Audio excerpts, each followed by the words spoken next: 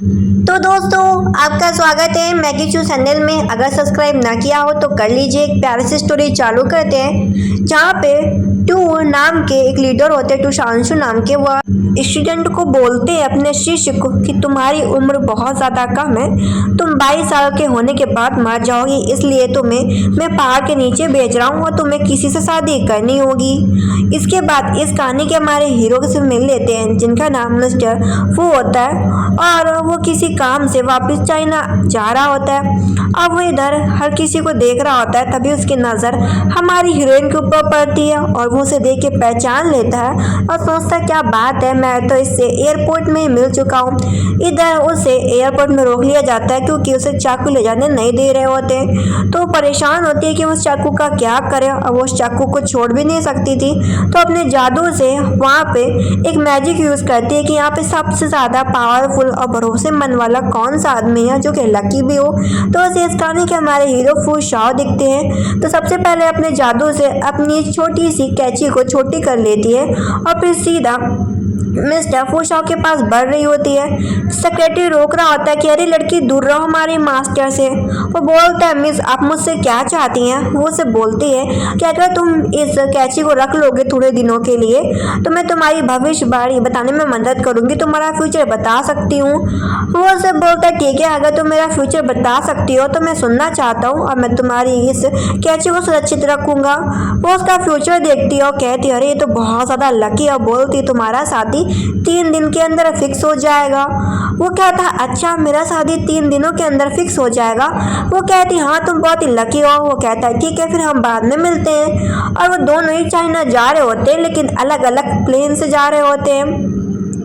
Helper बोल रहा होता है कि सर आप तो जानते थे ना कि यही आपकी होने वाली फ्यूचर वाइफ है। दादाजी ने तो आपको पहले ही फोटो दिखा दी थी। ये लड़की हम लोगों के सामने अनजान होने का दिखावा क्यों कर रही थी कि वो हम लोगों को जानती नहीं।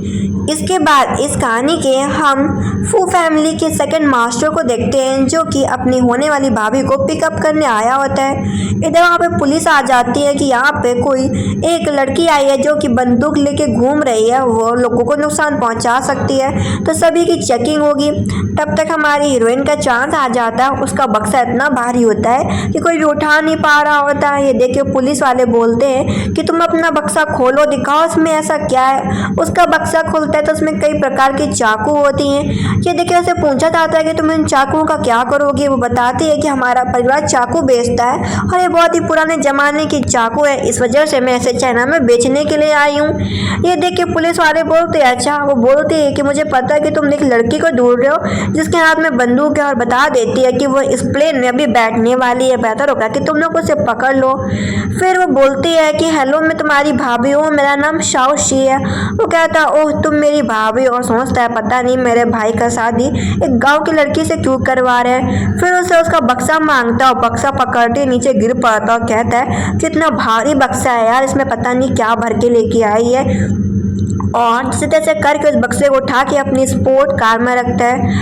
अब वो उतरते उसे दिख जाता है कि जो उसका देवर है उसके पास बुरी शक्तियाँ घूम रही है। तो चुपके से उसके पास एक लिफाफा डाल देती है। इस लिफाफे में ऐसी शक्ति होती है कि बुरी शक्ति उसके पास आएगी तो वो दूर भाग जाएगी।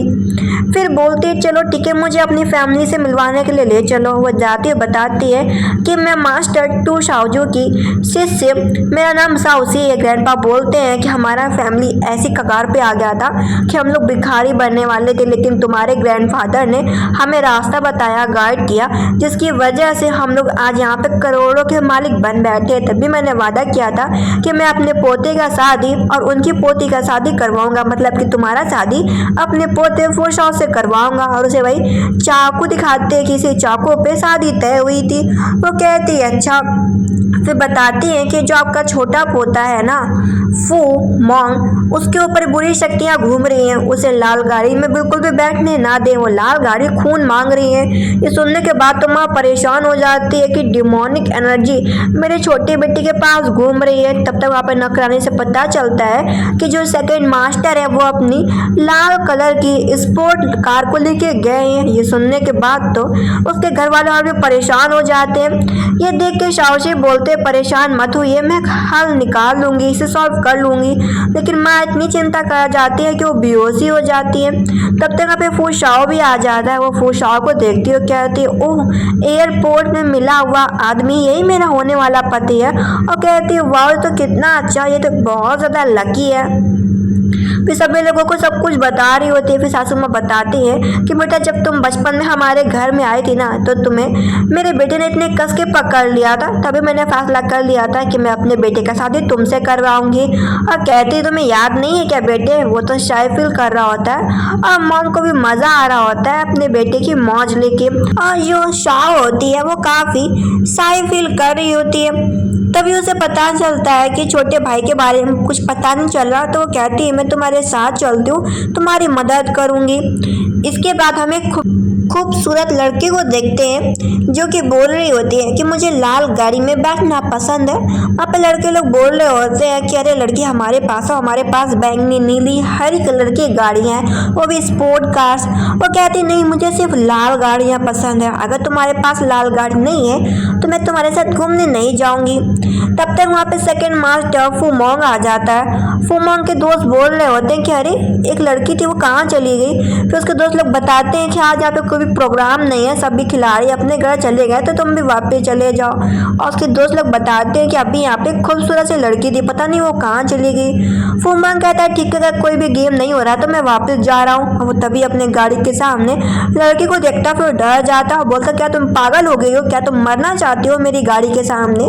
लेकिन वो जो लड़की होती है उसकी गाड़ी में आके बैठ जाती है और बोलती है कि प्लीज़ मैं जहाँ जाना चाहती हूँ मुझे वहाँ ले चलो। और बोलता ना ले जाऊँ तो वो कहती नहीं ले जाओगे, और अपने आंखों में मैजिक करती है और उसे हिप्नोटाइज कर लेती है। इधर वो उसे बोल रही होती है कि अगर तुम मुझे एयरपोर्ट में पहले ही पहचान गए थे कि मैं तुम्हारी होने वाली बीवी हूँ तो तुमने ये बात मुझसे कही क्यों नहीं। वो उसे बोलता है कि देखो ग्रैंडपा ने अलग ही प्लान कर रखा था, तो मैं तुम्हें सब कुछ सच बताना नहीं चाहता था, मुझे लगा घर में आके तुम मुझसे खुद ही मिल लोगी। फिर वो उसकी चाकू उसे वापस कर देता है, मतलब कैची।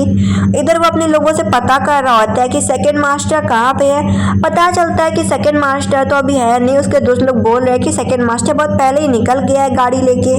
इधर सेकंड मास्टर के ऊपर जादू कर दिया होता है और वो जो चुड़ैल होती है उसके पास जा रही होती है। तभी जो उसकी भाभी ने उसे तावीज़ दी होती, तावीज़ काम करने लगती है तो उसके ऊपर से जादू हट जाता है चुड़ैल का। लेकिन चुड़ैल अभी भी रोने धोने का ड्रामा चालू करती है कि मेरा बॉयफ्रेंड मुझे छोड़ के चला गया, मैं अकेली लड़की कैसे जाऊंगी, और उसे अपने घर तक छोड़ने के लिए बोलती है। दोस्त लोग बोल रहे होते हैं कि ये रास्ता तो कब्रिस्तान के लिए जाता है, सेकंड मास्टर क्यों जा रहा है। इधर उसे पता चल जाता है कि जो छोटा भाई है वो कब्रिस्तान की ओर गाड़ी लेके गया है। इधर जो लड़की होती है वो बोलती है कि तुम मुझे छोड़ के चले जाओगे। वो से बोलता है तुम्हारा घर कैसी अजीब रोड में, यहाँ पे तो कोई भी बस्ती नहीं दिख रही। वो बोलती क्योंकि आज मैं तुम्हें मार डालूंगी, मैं तुम्हारा खून पी लूंगी। उसका गला दबा रही होती है। तभी फिर से जो तावीज होती है काम करने लगती है, चुड़ैल को दूर हटा देती है। वो तभी घर से निकल के भागने लगता है और अपनी भाभी को आवाज़ दे रहा होता है कि भाभी मुझे आपकी बात पहले ही सुन लेनी चाहिए थी, जैसा कि आपने पहले कहा था कि मेरे ऊपर किसी का साया लग रहा है। अब वो भागने की कोशिश करता है लेकिन जो चुड़ैल होती है वो उसको पकड़ लेती है। तभी ऊपर से कैची आती है जो कि उसके जादू को काट देती है। वो तुरंत ही अपनी भाभी को जाता है कि भाभी मुझे बचा लो चुड़ैल से। तो चुड़ैल बोलती तो तू शांसु शख्स से हो, मैं तुम्हें आज ही ख़त्म कर दूंगी। और कहती मैंने अपने पति से वादा किया था कि मैं टू शांसु शख्स के लोगों को जीने नहीं दूंगी, और बोलती मैं तुम्हें भी मार दूंगी। वो बोलती है कि तुम पागल हो चुकी हो, तुम्हारा पति तुम्हें कब से धोखा दे रहा तुम्हें पता भी नहीं चला। तुम्हारे पति ने इतना कर्जा ले लिया था, उस कर्जे को वसूलने के लिए तुमने अपने पिता की भी जान ले ली। तुम्हारे पिता कर्जा भरते भरते मर गए, तुम्हें क्या रहम नहीं है। उसे सब कुछ समझ में आ जाता है कि उसका पति उसे कभी भी प्यार नहीं करता था। और वो बोलती है कि तुमने अपने पति के पीछे यहाँ तक कि अपने बच्चे को भी मार डाला, तुम्हें शर्म नहीं आती, तुम कैसी औरत हो, कम से कम तुम्हें अपने परिवार अपने बच्चे के बारे में सोचना चाहिए था। और आखिर में तुम्हारा पति तुम्हें छोड़ के चला गया और तुम मर गई और तुम एक आत्मा में बदल गई हो। अब तुम्हें कहीं भी शांति नहीं मिलेगी, ना तुम पुनः जन्म ले पाओगी।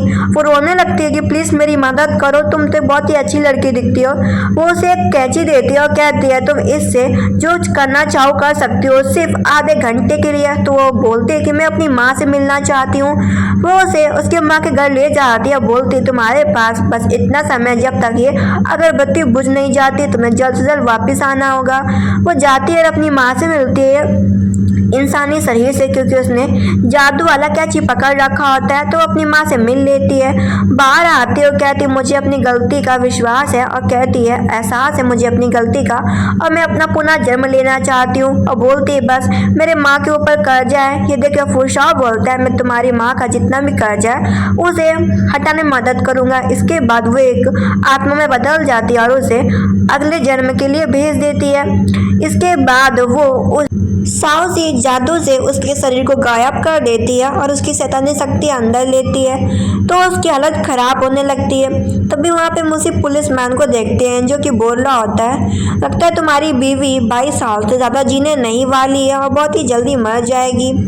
ये बात उसके ग्रैंडपा ने उसको बोली होती। ग्रैंडपा बोलते हैं शाह से तुम क्या भूल गए हो मैंने तुम्हें किस लिए पहाड़ों में भेजा, तुम्हें जल्द से जल्द शादी करनी होगी फूल शाह से, नहीं तो तुम मर जाओगी। अब वो अपनी आंखें खोलती तो देखती है उसका पति उसके बगल में बैठा हुआ है और सोचती उसका पति कितना सुंदर है। उसका पति बोलता है तुम उठ चुके हो क्या, तुम्हें पानी पीना है, और उसे गिलास देता है पीने के लिए पानी।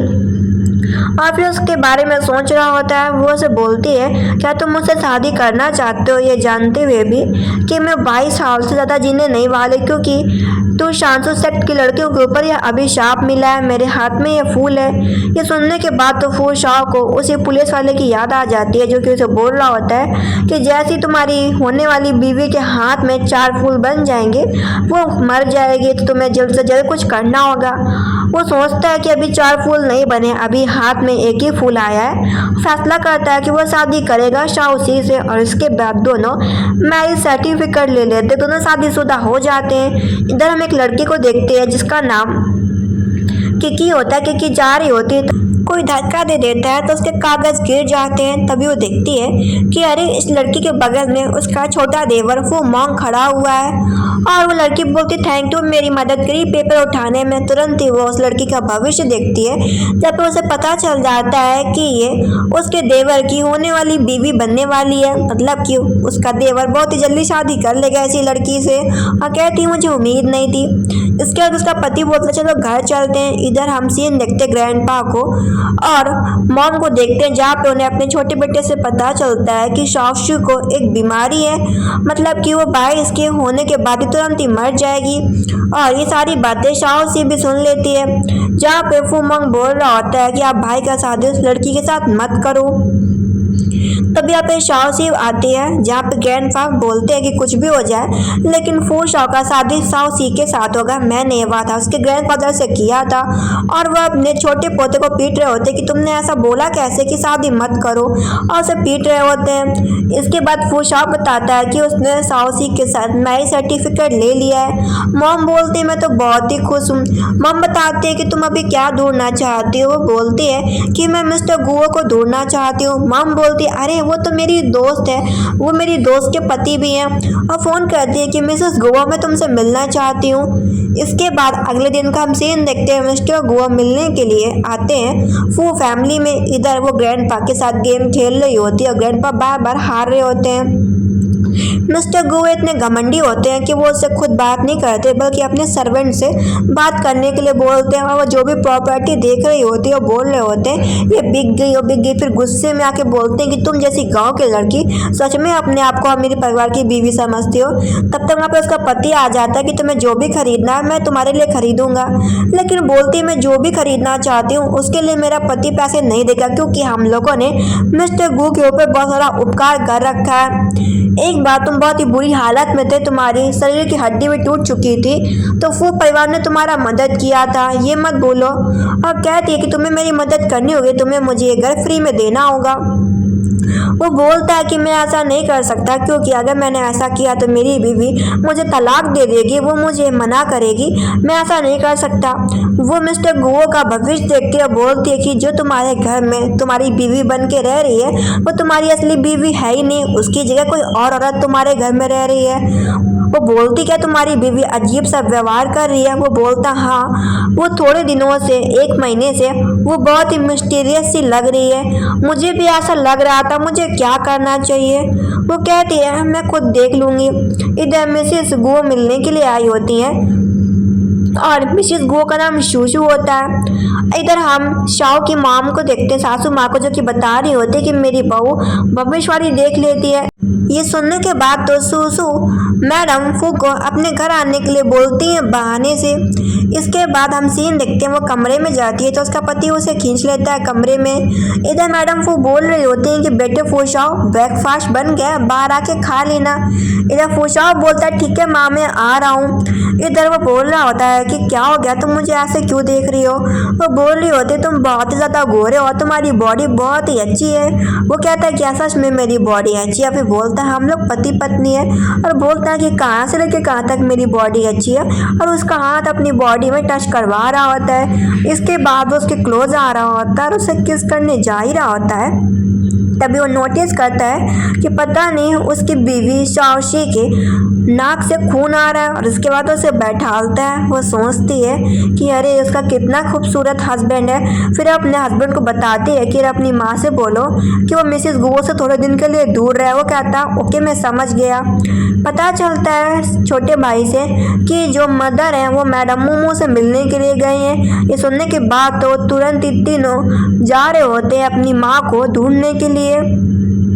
इसके बाद हम सीन देखते हैं जहाँ पे मैडम फू को लग रहा होता है कि कुछ तो अजीब, और बोलते हैं आज तुम्हारा घर में इतना ठंडी क्यों लग रहा है, मुझे घर वापस जाना चाहिए। ये देखिए मैडम मोमो बोलती रुक जाओ, तुम्हारा सामान मेरे घर पे रखा है उसे लेती जाओ। तभी वो रियल मोमो को तहखाने में ढूंढ लेती हैं। तभी वहाँ पर बोलते हैं तो तुमने रियल असली मोमो को ढूंढ लिया, तब तुम्हें भी यहीं पे मैं बंद कर दूंगी मैडम फू। इसके बाद तीनों को देखते हैं जो कि घर आ गए होते हैं मिस्टर गुवो के। शाओशी बोलती है मिस्टर गुवो आप अपने घर में क्यों ही छुप रहे हैं? मिस्टर गुवो बताते हैं कि जब से तुमने मुझे बताया कि मेरे घर में जो औरत रह रही हो मेरी बीवी नहीं है, तब से मुझे डर लगने लग रहा है, तो मैं घर जाने की हिम्मत नहीं कर रहा हूँ। ये देख के बोलती चिंता मत कीजिए, वो आपको कुछ भी नहीं कर पाएगी। और उन्हें तावीज बना के देती है, एक मिस्टर गुवो को और दूसरा अपने देवर को। ये देख के उसका पति बोलता है कि तुमने मुझे कोई तावीज क्यों नहीं दी? वो बोलती है कि तुम्हारी किस्मत बहुत ही अच्छी है, तुम्हें कुछ भी नहीं होगा, तुम खुद ही इतने ताकतवर हो, तुम्हें जरूरत नहीं है तावीज की, क्योंकि तुम्हारी किस्मत तुम्हें खुद ही हर बार बचा लेगी। मिस्टर गुओ अपनी बीवी सूसू से मिलते हैं। उसकी बीवी बड़ी अजीब तरीके से उससे हंस हंस के बातें कर रही होती है। ये देखिए मिस्टर गुओ वहाँ से भाग जाते हैं। शाओशी को देख के बोलती है और कहती है तो तुम मेरे बारे में सब कुछ जान ही चुकी हो, और कहती है मैं भी इस शक्ल से बहुत ज़्यादा बोर हो चुकी हूँ, मैं तुम्हें पहले ख़त्म करूँगी फिर तुम्हारा चेहरा लेके घूमूंगी। वो कहती है अच्छा सच में ऐसा करना चाहती हो, और उसे अपना जादू करके दिखाती है। ये देख के जो फेक मैडम सूसू होती है वो गिर पड़ती है, लेकिन वो हार नहीं मानती, दोबारा जादू करती है। तो वो अब की बार अपनी जादुई चाकू से उसे ख़त्म कर देती है। जो उसने नकली चेहरा ले रखा होता है वो हट जाता है और उसके हाथ में 3 गुलाब बन गए होते हैं। इसका मतलब होता है कि एक गुलाब बस बाकी होता है, अब उसकी ज़िंदगी ख़त्म होने वाली होती है। मैडम फू अपनी दोस्त सूसू से बोल रही होती है कि मेरी बहू ने तुम्हें बचा लिया, तुम चिंता मत करो, डरने वाली कोई बात नहीं है। जहाँ पे शाओशी बताती है कि मैडम सूसू अपने पति से इतना प्यार करती थी, ये सब देख के आपकी घर की नौकरानी ने जलन के मारे ये सब किया था। तभी उसने अपनी सोल बेच के अपना चेहरा बदल लिया और मिस्टर गू की वाइफ मैडम सूसू को किडनैप कर लिया, क्योंकि वो अपने घर के मैटर से बहुत ज़्यादा परेशान थी। और कहती है मैडम सूसू मुझे आपकी मदद चाहिए। मैडम सूसू बोलती है मैं तुम्हारी मदद ज़रूर करूँगी, और वो अपने पति से इस घर को छोड़ने की बात कहती है। इधर वो अपने कमरे में होती है, तभी उसे मिलने के लिए उसका पति आता है और वो उसे बातचीत करना चाह रहा होता है, तो वो बैठ जाती है। उसका पति बोलता है तुम्हारे हाथ में 3 गुलाब बन गए, इसका क्या मतलब है? मुझे सच सच बताओ, बेहतर होगा कि तुम मुझसे झूठ नहीं बोलोगी। वो उसे बताती है कि 1 गुलाब और बाकी है, इसके बाद फिर मैं जिंदा नहीं बचूंगी। वो उसे बोलता है मैं ऐसा नहीं होने दूंगा। फिर उसे किस करता है और इसके बाद दोनों एक दूसरे के साथ इंटीमेट होते हैं और वो याद करते हैं कि वो कैसे बचपन में एक दूसरे से मिले थे। जहाँ पे तो शांसु सेक्ट के लीडर अपनी पोती मतलब कि शाओशी को मिलवाने के लिए लाए होते हैं फू शाओ से। फू शाओ ने बोला होता है कि जब मैं बड़ा हो जाऊंगा तब मैं तुमसे शादी करूंगा। इधर दोनों भाई खाने के टेबल में बैठे होते हैं। छोटा भाई बोल रहा होता है कि भाभी अभी तक क्यों नहीं आई। वो बोलता है कि वो आराम कर रही है। ये देख के बोलता है इसका मतलब है कि मुझे बहुत ही जल्दी मेरा भतीजा मिल जाएगा। फिर सोचता है कि मैं जिस लड़की को पसंद करता हूँ वो पता नहीं मुझे पसंद करती है कि नहीं करती, या फिर उसके साथ लंच करने की बात करता है मैसेज में। फू शाओ कमरे में आता है तो देखता है कि बीवी गायब है और वो सोचता है कि सुबह सुबह कहाँ चली गई, खाना भी नहीं खाया इसने। इधर हम देखते हैं किकी नामी लड़की को जो कि उसके चाचा बोल रहे होते हैं कि तुम्हारे ऊपर 10 करोड़ रुपए उधार है और तुम सिर्फ मुझे 20-20 हजार रुपए दे रहे हो, तुम्हें ये घर बेचना होगा। और उसे बहुत ज़्यादा सता रहे होते हैं। तभी वहाँ पे किकी आ जाती, तभी वहाँ पे शाओशी आ जाती है और बोल रहे होते हैं कि तुम दिन दिहाड़े हमारे घर में कैसे घुस रही हो। वो उसके चाचा को लात मार के गिरा देती है। किकी बोलती है आप कौन हो। वो बताते हैं कि मैं फू मोंग की भाभी हूँ। वो कहती है अच्छा। बताती है कि फू मोंग मेरा दोस्त है। चाचा बोलते तुम्हारे ऊपर 10 करोड़ रुपए का उधार है और तुमने मुझे अभी तक सिर्फ 10,000 रुपए ही दिए, इसमें क्या होगा। और बोलते हैं कि तुमने 1,10,000 रुपए दिए हैं, मुझे और पैसे चाहिए। इसके बाद वो किकी को बताती है कि तुम्हारे चाचा तुमसे झूठ बोल रहे हैं। फिर वो किकी को अपने साथ खाना खाने के लिए बोलने के लिए बोलती है। फिर किकी उसे बोलती डिनर मैं आपको कराऊंगी और उसे खाने के लिए बोलती है। तभी एक आदमी देखता है कि अरे ये तो फैंग परिवार की डॉटर किकी, इसके फादर तो मर चुके, खुद ही इसके ऊपर इतना सारा कर्जा और वो अपने भिखारी दोस्त को हमारे रेस्टोरेंट में लाके खाना खिला रही। देखो कितनी भूखी है ये, कितनी सारी प्लेट का खाना खा गई है। और बोलता चुपचाप पैसे दो। और बोलती रुको मैं तुम्हें पैसे तो दूंगी। और इसके बाद वहाँ पे जो आदमी होता है मैनेजर को बुला लेता है कि देखो मुझसे बदतमीजी से बात कर रही है, तुम मुझे क्यों नहीं बचा लेती मैनेजर, तुम जानती हो ना मैं ऐसा बिल्कुल नहीं हूँ। मैनेजर बोलती है हमारी गलती होगी तो हम आपसे मैडम माफ़ी मांगेंगे, आपकी गलती होगी तो आप हमारे स्टाफ से माफ़ी मांग लीजिए। शाओजी बताती है कि ये आदमी तुमसे झूठ बोल रहा है, तुम्हें फंसा के तुमसे पैसे ठग रहा है। ये देख के वो वेटर बोलता है कि मैं ऐसा क्यों करूँगा मैनेजर, तुम जानती हो ना मैं कितना अच्छा हूँ। ठीक है कि बताती कि तुम तो बाहर मॉडल हो ना, बाहर में पैसे कमाते हो, तुम यहाँ पे क्या कर रहे हो। ये देखे शाओजी बोलते हैं अभी तक झूठ मत बोलो लड़के। और कहती है कि मैनेजर ये उस दिन जो आपको बचाने के लिए आया था ना, ये भी उसकी चाल थी, वो एक्सीडेंट वाली गाड़ी इसी ने हायर कर रखी थी। इसी तरीके से सब लड़कियों को फंसाता है और पैसे ठग लेता है। ये सुनने के बाद तो मैनेजर पीटने लगती है कि तुम पागल आदमी, तुम्हारी हिम्मत कैसे हो गई, मैं तुम्हें 1 साल से तुम पर पैसा खर्च करी, तुमने मुझे ठग लिया। इसके बाद वो किकी से बातचीत कर रही होती जहाँ पे किकी को पता चलता है कि वो उसके चाचा बोल रहे हैं कि उसके ऊपर 10 करोड़ रुपए का उधार है, लेकिन उसे विश्वास नहीं है। वो कहती है कि ठीक है, अब बोलती है मैं तुम्हारी मदद कर सकती हूँ। और इसके बाद वो आंट सुसु को फ़ोन लगाती है। आंट सुसु बोलती है कि तुम्हारी बहू मुझे फ़ोन क्यों कर रही है, लगता है तुम बहुत देर से घर नहीं गई हो तभी मुझे फ़ोन कर रही है। वो बोलती है हाँ शाओशी क्या हो गया। वो बताती है क्या फैंग फैमिली ने आपके जो अपार्टमेंट जो बिल्डिंग प्रॉपर्टी थी उस पर अपना घर गिरवी रखा था, कितने पैसे पे, क्या आप मुझे इसके बारे में बता सकती हैं, मुझे थोड़ी सी मदद चाहिए। ये देखिए आंट सुसु बोलती है मैं तुम्हारी ज़रूर मदद करूँगी, मैं अभी वहाँ पे आती हूँ। इसके बाद वो अपने घर पे जाती किकी तो देखती जो उसके चाचा एक वकील को लेके आए और उसे घर से भगाने का पूरा प्लान बना लिए होते हैं कि तुम्हारे ऊपर बहुत सारा कर्जा है, तुम्हें इस घर को बेचना होगा। तभी वहाँ पे आंट सुसु आ जाती है। जो वकील भी देखकर डर जाता है। वकील अपने आप को आंट सुसु का रिश्तेदार बता रहा होता है। जब चाचा को पता चलता है कि ये करोड़ों की मालकिन है, इनका पति प्रॉपर्टी डीलिंग करता है, ये सुनने के बाद तो वो लोग डर जाते हैं। आंट सुसु बताती है कि फैंग परिवार के ऊपर बस 1 लाख रुपए का उधार था, उन्होंने 1 लाख रुपए लिए थे मेरे फैमिली से घर गिरवी रख के और तुम मुझसे 10 करोड़ में बदल दिए। ये देख क्योंकि बोलती चाचा मुझे उम्मीद नहीं थी, आपने मुझसे झूठ बोला। चाचा बोलते 10 करोड़ रुपए तो चलो ठीक था, लेकिन तुम्हारे पिता ने जुए खेल के भी बहुत सारा पैसा लिया था, कम से कम 5 करोड़ रुपए। ये देख के शाओशी बोलते हैं कि अभी भी तुम झूठ बोल रहे हो। कहती चलो किकी के फादर सब कुछ सच खुद ही बता देंगे। और वो किकी के फादर को जादू से बाहर लाती है। किकी के फादर बाहर आके अपने भाई को पीटते हैं कि तुमने जानबूझ के मुझे जुए की लत लगवा दी और जुआ तुमने खेला, पैसा मेरे नाम पे थोप रहे हो। मेरे ऊपर सिर्फ 1 लाख का कर्जा था जो कि मेरी बेटी ने तुम्हें पूरा करके दे दिया। झूठे आदमी, मेरी बेटी के ऊपर कोई भी कर्जा नहीं है, तुम्हारी हिम्मत कैसे होगी झूठ बोलने की। वो बोलती चाचा मुझे उम्मीद नहीं थी कि आप ऐसा करेंगे। शुशु बोलती है फैंग दूध तुम हो, और बोलती है कि मुझे उम्मीद नहीं थी कि तुम इतने गरीबी में जी रहे होगे। अब मुझे पता चला कि तुम मर भी गए हो। और जहाँ पे वो बोलती है कि तुम्हारी बीवी कहाँ पे, कि बताती है कि मेरी माँ 5 साल पहले ही मर गई थी बीमारी की वजह से, क्योंकि मेरे पिता ने कभी भी मेरी मॉम का ख्याल नहीं रखा। ये देख के वो बहुत ज़्यादा सहम से जाती है और फैसला करती हैं कि वो किकी को अपनी बेटी समझ के रखेंगी, क्योंकि वो किकी की मॉम की बहुत ही अच्छी दोस्त थी मैडम शू।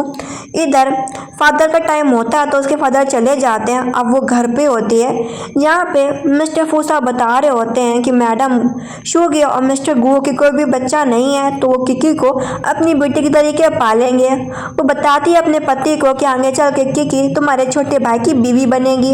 इधर हम उन आत्माओं को देखते हैं, किकी के फादर की और उसी लड़की की, जहाँ पे उसे एक आदमी बोल रहा होता है कि तुमने नियम तोड़े, तुम्हें नया जन्म नहीं मिलेगा, और उनकी आत्मा को अपने पास रख लेता है।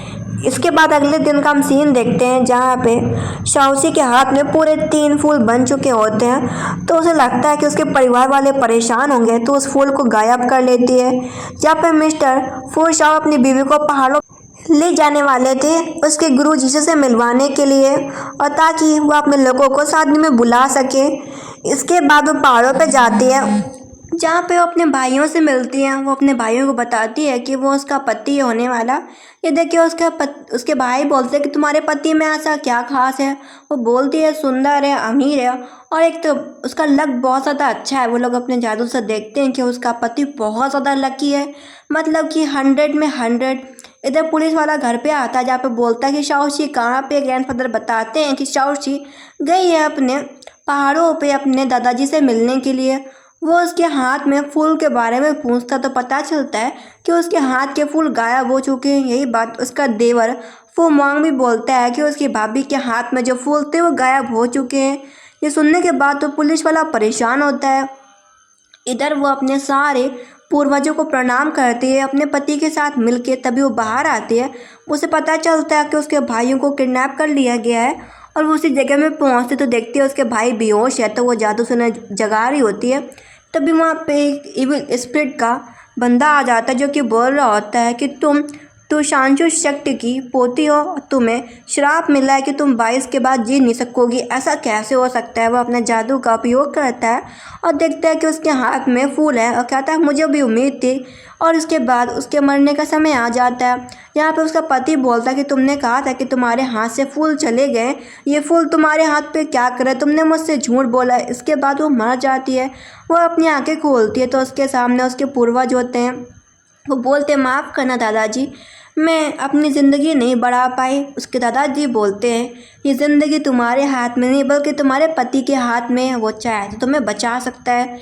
इधर वो हंस रहा होता है, तभी वहाँ पे उसके दादाजी आ जाते हैं। ये देख के फुशाव बोलता है कि मैं अपनी बीवी को कैसे बचा सकता हूँ। दादाजी बोलते तुम अपनी बीवी को बचाना चाहते हो तो तुम्हें अपना सारा लकपन, अमीर, पैसा सब कुछ त्यागना होगा। तो अपनी बीवी के लिए कहता है मैं अपनी बीवी के लिए कुछ भी करूँगा, पैसा, अपना लक, अपनी किस्मत छोड़ने को तैयार हूँ। और ऐसा बोलते ही उसकी बीवी गायब हो जाती है। ये देख के वो रोने लगता है, और जो इविल स्पिरिट का जो हेड होता है वो बहुत ज़्यादा हंस रहा होता है कि रूल होते हैं, रूल को कोई भी तोड़ नहीं सकता। और वो चीख रहा होता है कि शाओशी तुम्हें वापस आना होगा। लेकिन असलियत में शाओशी वापस आ जाती है हमेशा के लिए और उसका श्राप टूट जाता है। इधर वो घर जाते सभी लोग पूछ रहे होते तुम ठीक हो ना।